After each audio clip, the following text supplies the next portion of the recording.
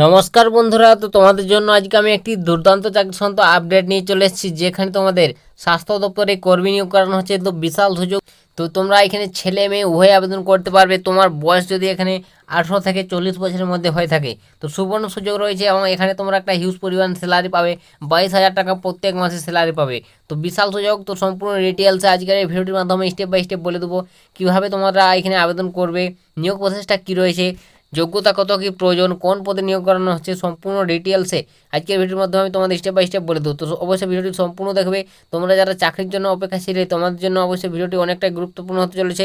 তাই ভিডিওটি সম্পূর্ণ দেখো, আর ভিডিওটি বন্ধুবান্ধবদের প্রচুর পরিমাণে শেয়ার করো, যাতে সবার সুবিধা হয় এরকম আপডেটগুলো পেতে।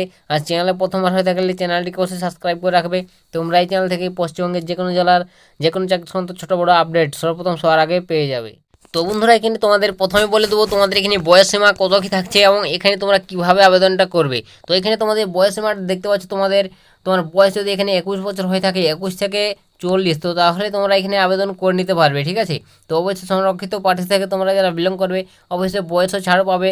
তোমরা এখানে এসসি এসটি ওবিসি এখানে ক্যান্ডিডেট হয়ে থাকলে দেখতে পাচ্ছ এখানে বয়সের ছাড়ও পেয়ে যাবে তোমরা। এবং জেনারেল প্রার্থী হয়ে থাকলে 21 থেকে 40 বছর মধ্যে হলে অবশ্যই আবেদন করতে পারবে।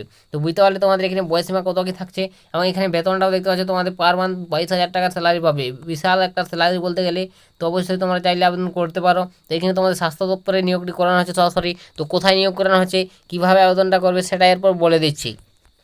তো এখানে তোমাদের বন্ধুরা কীভাবে আবেদন করবে, তো এখানে তোমাদের আবেদন প্রসেস দেখতে পাচ্ছ সরাসরি অনলাইন মোডে আবেদন করতে হবে। দেখতে পাচ্ছ eligible candidate wheel apply online in the process format S given.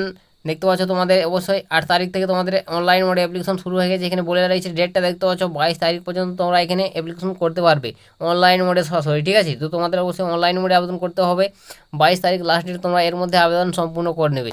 তো এখানে তোমাদের এই বিজ্ঞপ্তির কোথা থেকে উঠে এসেছে বন্ধুরা, তো এই বিজ্ঞপ্তিটি উঠে এসেছে সরাসরি দেখতে পাচ্ছ স্বাস্থ্য দপ্তরের তরফ থেকে। দেখতে পাচ্ছ ডিস্ট্রিক্ট হেলথ ফ্যামিলি ওয়েলফেয়ার সমিতি পশ্চিম মেদিনীপুর ডিস্ট্রিক্ট। তো তোমাদের এটি কোথা থেকে উঠে এসছে, পশ্চিম মেদিনীপুর জেলা তরফ থেকে এই বিজ্ঞপ্তিটি উঠে এসেছে। তো তোমরা যারা এই পশ্চিম মেদিনীপুর জেলা থেকে আমার এই ভিডিওটি দেখছো, তো তোমার জন্য বিশাল সুযোগ বন্ধুরা। তোমাদের এখানে স্বাস্থ্য দপ্তরে নিয়োগটি করানো হচ্ছে।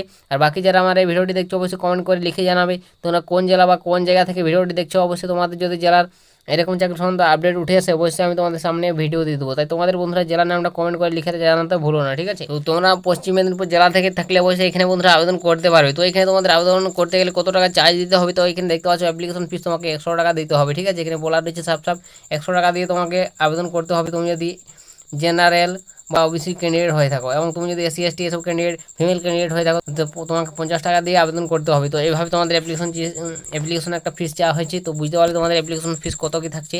তো নেক্সট বলে দেবো তোমাদের এখানে নিয়োগ প্রসেসটা কী রয়েছে, কীভাবে তোমাদের এখানে নিয়োগটি করানো হবে। তো বন্ধুরা, এখানে তোমাদের নিয়োগটি করানো হবে সরাসরি লিখিত পরীক্ষা, ঠিক আছে। রাইটেন এক্সাম দিতে হয় প্রথমে, তারপর তোমাদের কম্পিউটার টেস্ট দিতে হবে, তারপর তোমাদের ইন্টারভিউ। এভাবে তোমাদের এই 3টি ধাপে নিয়োগ করানো হবে, রাইটেন এক্সাম, কম্পিউটার টেস্ট এবং ইন্টারভিউ। তো তোমাদের এখানে দেখতে পাচ্ছ যে রাইটেন টেস্ট দিতে হবে, তার জন্য একটি সিলেবাস রয়েছে।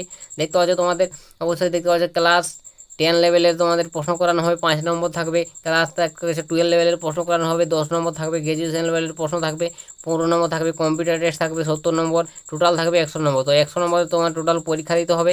সেই 100 নম্বরে তোমাকে এখানে উত্তীর্ণ হতে হবে। তুমি যদি এখানে উত্তীর্ণ হয়ে যাও নেক্সট ধাপে যাবে, যেটা তোমাদের কম্পিউটার টেস্ট, ঠিক আছে। কম্পিউটার টেস্ট দেখা হবে, সেখানে তোমাদের কম্পিউটার টেস্ট টাইপিং করতে হবে। তো সেখানে তুমি যদি পাস করো তারপর তোমাদের ইন্টারভিউতে ডাকা হবে। তো এইভাবে তোমাদের নিয়োগটি করানো হচ্ছে। তো কত কি যোগ্যতার প্রয়োজন আবেদন করতে গেলে, কোন পোস্টে নিয়োগ করানো হচ্ছে সেটা এরপর বলে দিচ্ছি।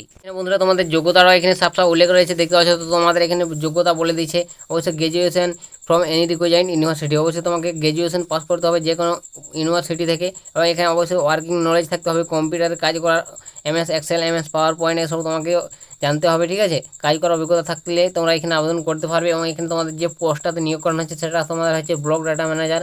তো এই পোস্টে অবশ্যই তোমাদের কম্পিউটার জানতে হবে। তোমাদের এখানে অফিসিয়ালি কাজ এটি ব্লক ডাটা ম্যানেজার পোস্টে নিয়োগ করানো হচ্ছে স্বাস্থ্য দপ্তরে। এবং এখানে ভ্যাকেন্সির সংখ্যা দেখতে পাচ্ছ 2টি, টোটাল এখানে 2জনকে নিয়োগ করানো হবে, ঠিক আছে। 2টি ভ্যাকেন্সি রয়েছে। তো বিজ্ঞপ্তি একবার তোমরা ফলো করে ডাউনলোড করে দেখে নাও, তারপর জেনে আবেদন করবে। তো বিজ্ঞপ্তিটি অবশ্যই আমার টেলিগ্রামে পেয়ে যাবে বা ডিসক্রিপশনে লিঙ্ক রয়েছে, সেখান থেকে তোমরা একবার ভালোভাবে চেক আউট করে নিতে পারো, দেখে বুঝে আবেদন করবে। তো বিশাল সুযোগ বন্ধুরা, তোমরা যারা পশ্চিম মেদিনীপুর জেলা থেকে আমার এই ভিডিওটি দেখছো, আর বাকি যারা আমার এই ভিডিওটি দেখছো কমেন্ট করে লিখে জানাও তোমরা কোন জেলা থেকে ভিডিওটি দেখছো, ঠিক আছে।